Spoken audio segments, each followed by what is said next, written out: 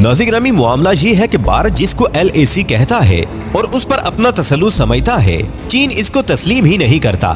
इसलिए कि चीन ने हालिया रिपोर्ट के मुताबिक वहाँ 70,000 के करीब अपनी फौज तैनात भी कर दी है और भारत मुंह में उंगलियां दबाए सोच रहा है कि ये क्या हो रहा है। दी टेलीग्राफ ऑनलाइन में एक रिपोर्ट शाया की गई है जिसमें क्लियर कट ये बताया गया है कि चीन ने लद्दाख में क्या क्या किया है।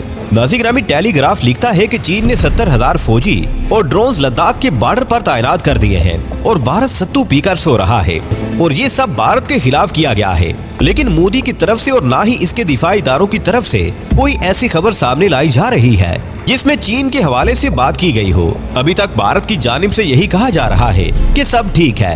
कांग्रेस ने भी सवाल किया है कि मोदी क्या कर रहा है और दिफाई मिनिस्टर क्या कर रहा है।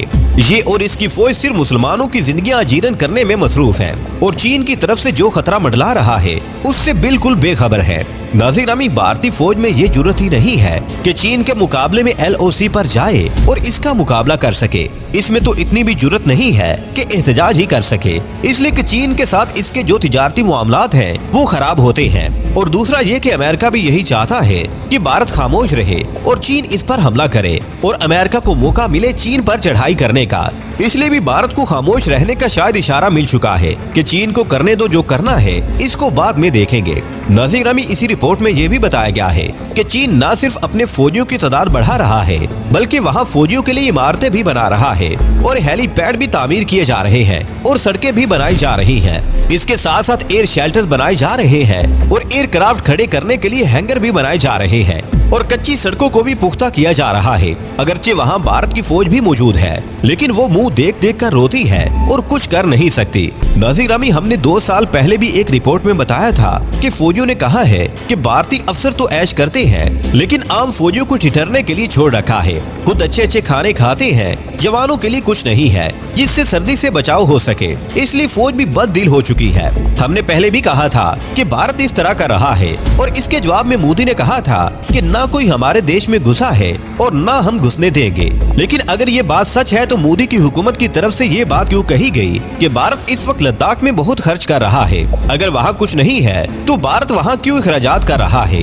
ये सवाल अपनी जगह पर मौजूद है। और ये भी कहा गया है कि भारत भी वहाँ तामीरात कर रहा है और अपनी चौकियों को भी मजबूत कर रहा है। अगर ये बात दुरुस्त है तो भारत को क्या जरूरत है कि अपनी चौकियों को अपग्रेड करे? जैसे चल रहा था चलता ही रहता। इस वक्त इसकी तवज्जो लद्दाख की तरफ क्यों हो चुकी है? नाज़िर-ग्रामी भारत अगर ये समझता है कि चीन का मुकाबला कर सकेगा तो इसकी खामख्याली है। अगरचे भारत के पास भी ताकतवर मिसाइल मौजूद हैं लेकिन अभी तक इनको तजुर्बे से गुजारा ही नहीं गया और आर्मी इसको चलाने का भी सोच रही है और आर्मी को अभी तक मिसाइल नहीं दिए गए और अब भारत ने सोचा है कि फौज के हवाले ये मिसाइल कर दिए जाएं और भारत का दावा है कि ये एक बैलिस्टिक मिसाइल है, इसलिए चीन इसको रोक नहीं सकेगा। लेकिन ये तो वक्त ही बताएगा कि चीन भारतीय मिसाइलों का क्या हशर करता है। नाज़िर-ग्रामी इस वक्त तक भारत और चीन की कशीदगी में इजाफा होना पूरे खित्ते के लिए खतरनाक हो सकता है। प्यारे दोस्तों, आज की वीडियो में बस इतना ही। हमें आज भी पूरी उम्मीद है कि आज की ये वीडियो भी आपकी समझ में आ चुकी होगी। वीडियो पसंद आने की सूरत में इसे लाइक कीजिए, दोस्तों से शेयर कीजिए और कमेंट सेक्शन में हमें अपनी कीमती राय से जरूर आगाह रखिएगा। अल्लाह निगहबान।